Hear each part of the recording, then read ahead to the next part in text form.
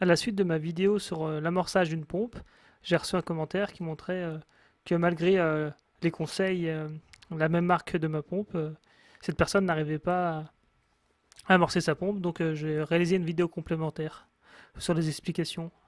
C'est tout de suite. Tout d'abord, il faudra veiller à bien remplir la pompe à eau, donc en branchant préalablement les tuyaux, puis remplir complètement. Ensuite, il faudra penser à lester le tuyau, car le tuyau d'aspiration est parfois trop léger. Et donc il faudra veiller tout au long du pompage que le tuyau d'aspiration reste bien en dehors. Également, il faudra attendre un peu lorsqu'on va mettre en route la pompe, au moins une trentaine de secondes, avec un changement de bruit. Donc il faut être légèrement patient. Il faut également regarder l'état du tuyau d'aspiration, la crépine, la bille, et nettoyer si nécessaire. Et regarder également le bon sens des tuyaux. Donc en résumé, il faut brancher au préalable les tuyaux, euh, puis remplir la pompe, donc la remplir complètement. Parfois, c'est la moitié vide, la pompe, ça peut suffire pour ne pas réaliser l'amorçage. Il faut également utiliser de l'eau assez propre, car on ne passe pas par un filtre ou une crépine, on la met directement dans la pompe. Donc il faut également faire attention si on doit déplacer sa pompe à l'arrêt. Parfois, l'eau arrive à s'écouler, à partir un peu. Et il faut également veiller, par exemple, en période en période d'hiver, par exemple à partir du mois d'octobre-novembre, là où il est moins intéressant d'arroser au potager, de bien vider sa pompe pour éviter, lorsqu'il y aura des premiers gels, en zone de gel bien sûr, que la pompe, l'eau se mette à geler à l'intérieur de la pompe, et ce qui peut conduire à la destruction de la pompe. Alors c'est la même chose pour les Karcher par exemple. Et il faut également regarder l'état des tuyaux, comme je l'ai dit précédemment, c'est-à-dire le tuyau d'aspiration.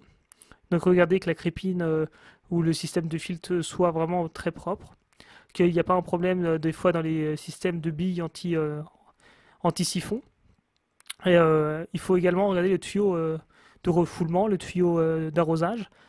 Parfois, les tuyaux premier prix ont tendance à vraiment se pincer, s'enrouler sur eux-mêmes, et ça va induire un problème. L'eau ne va pas passer et ça va abîmer la pompe également si la pompe n'est pas équipée de sécurité.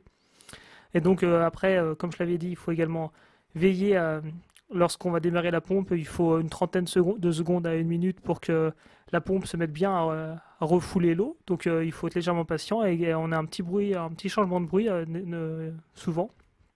Après, selon la marque de la pompe, il faudra bien mettre les bons tuyaux au bon endroit, pas mettre le tuyau d'aspiration au niveau du tuyau à l'entrée-sortie. Donc après, ce qui m'arrive souvent avec la pompe, c'est que le tuyau d'aspiration est un peu trop léger et il a tendance à remonter à la surface de l'eau. Donc moi, je prends une pierre que je sangle, je mets une ficelle autour, et je la laisse au niveau de la crépine d'aspiration. Et donc comme ça, si je dois pomper dans une cuve de 1000 litres ou dans un bidon de 500 litres, je suis sûr que la pierre va faire tomber le tuyau d'aspiration au fond du bidon. Si ça se produit au cours, parfois elle dépasse un peu, le tuyau dépasse un peu, et au cours d'aspiration, de pompage, il se peut que la pompe se mette à se désamorcer toute seule. Et parfois, si le tuyau retombe, ça se remet parfois en route tout seul. Mais il faut vraiment veiller, hein, il faut être assez présent. Il ne faut pas laisser partir pendant 2 heures, on ne sait pas ce qui peut se produire. Après, il faut également veiller, comme je le disais, au problème d'écoulement. Donc regardez qu'il n'y a pas des nœuds sur les tuyaux, qu'il n'y ait pas de problème, que les tuyaux sont bien correctement mis. Moi, pour ma part, je pompe par exemple dans une cuve de 1000 litres, donc il faut regarder également. Moi, je mets ma pompe en hauteur pour que le tuyau d'aspiration soit suffisamment long pour aller au fond de la cuve. Donc il faut parfois mettre sa pompe en hauteur, hein. Il faut faire attention qu'elle ne tombe pas quand elle est en hauteur, notamment à cause des petites vibrations.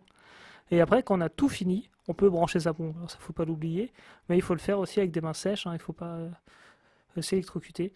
Euh, Après, certaines pompes sont plus faciles à amorcer que d'autres, hein. Certaines marques vont mettre des brevets sur des systèmes qui vont faciliter. Et après, certaines pompes, comme les pompes immergées, n'auront pas besoin de système d'amorçage.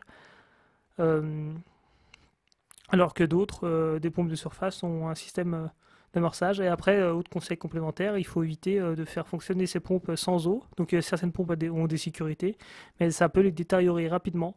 Et il faut éviter également de bloquer l'évacuation de l'eau. Si vous pompez d'un côté et puis que vous avez votre pistolet ou votre lance qui est fermé de l'autre, et que ça se produit pendant trop longtemps et qu'il n'y a pas de système de sécurité, ça peut endommager votre pompe. Voilà pour ces conseils complémentaires.